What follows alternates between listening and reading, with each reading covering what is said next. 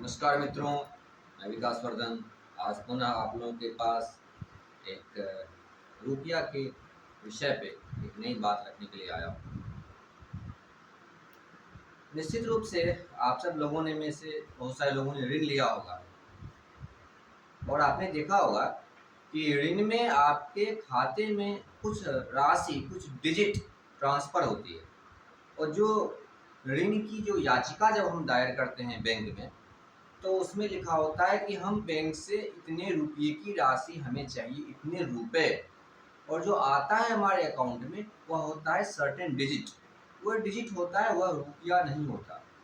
इस बात को बड़े ध्यान से समझिए। इस प्रकार से कोई नोट होता है कागज़ का, उसमें लिखा होता है कि मैं धारक को 100 रुपये अदा करने का वचन देता हूँ। तो रुपया कुछ और है, वह है प्रोमिसरी नोट, जैसा कि मैंने इसके पीछे की वीडियो में बतलाया था। तो बैंक से जब भी हम कोई ऋण लेते हैं तो बैंक हमें रुपया नहीं देता है, वो हमें क्या देता है? डिजिट्स। और उस डिजिट्स को हम खर्च करते हैं, उससे हम सामान परचेज करते हैं। लेकिन सामान जो हम परचेज करते हैं और हमने जो मांगा वह बहुत ही कम मिलता है जो हमने मांगा, क्योंकि हम जो मांगते हैं वो मांगते हैं रुपया। और रुपया क्या है? 777 मिलीग्राम गोल्ड।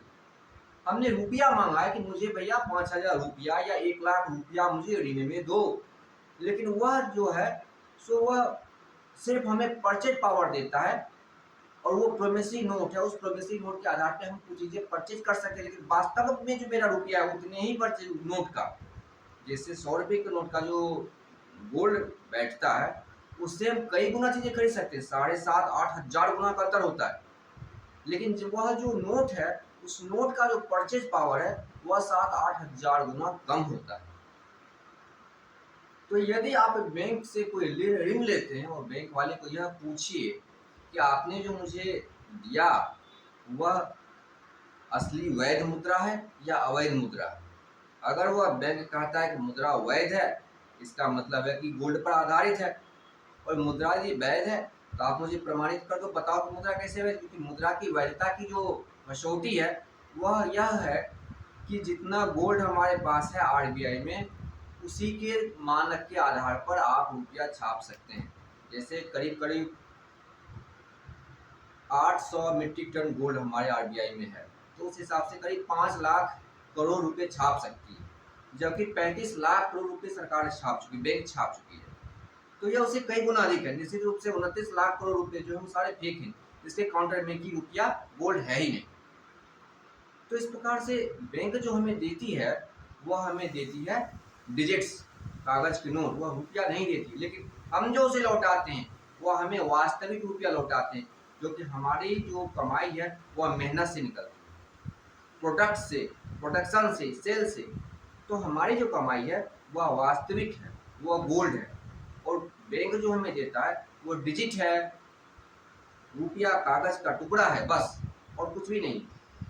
तो इस बात को समझने की आवश्यकता है कि ऋण आधारित जो हमारी व्यवस्था है, इस व्यवस्था पर ही विचार करने की आवश्यकता है। पहली बात कि जो हमें ऋण मिला वह रुपया नहीं है, डिजिट्स हैं और नोट है।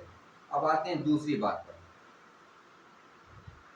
ऋण जो हमें मिला उस ऋण का जो इंटरेस्ट बढ़ेगा, उस इंटरेस्ट के लिए कोई भी बैंक कैश या रुपया या डिजिट्स जारी नहीं करती है। तो अगर आप कभी भी ऋण लेते हैं, क्रेडिट लेते हैं, और उसका जो इंटरेस्ट बढ़ेगा उससे आपकी को भरपाई करने में काफ़ी कठिनाई होगी। अगर बैंक वास्तविक रुपया आपको देता ऋण में, यानी कि जितना उसके पास गोल्ड है उसी के काउंटर में अगर वह आपको रुपया देता, तो उसी रुपये की भरपाई जो आप करते वह अधिक आसानी से कर पाते।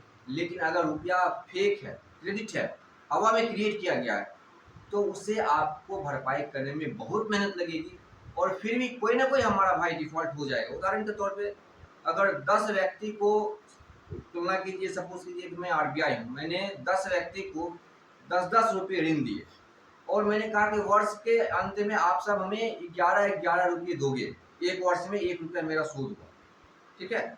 और हमने मार्केट में 100 रुपये डाले, तो 11 व्यक्ति तो 99 रुपीज़ मुझे वापस कर देगा, लेकिन 10वां व्यक्ति के पास मुझे देने के लिए पैसा होगा ही नहीं, क्योंकि मार्केट में हमने 100 रुपये ही डाले थे।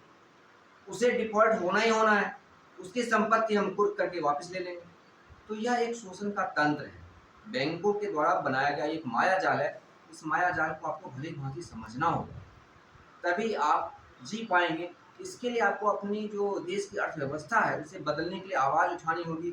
सब लोग मिल करके इस बात को समझिए, समझ करके सम्यक तरीके से इस बात को उठाइए, तब जाकर के व्यवस्था परिवर्तन होगी और तभी जाकर के कुछ कल्याण हो सकता है। आशा करता हूँ मित्रों आपको ये जानकारी पसंद आई होगी। जानकारी पसंद आए तो बैंकों के इस माया जाल को अन्य लोगों तक पहुंचाइए, उसे समझाइए कि बैंक हमें किस प्रकार से बेवकूफ़ बना रही है, किस प्रकार से बैंक हमें लूट रही है। आशा करता हूँ वीडियो अगर आपको पसंद आई हो तो वीडियो को लाइक करें, कमेंट करें और अपने मित्रों के साथ शेयर करें। बहुत बहुत धन्यवाद।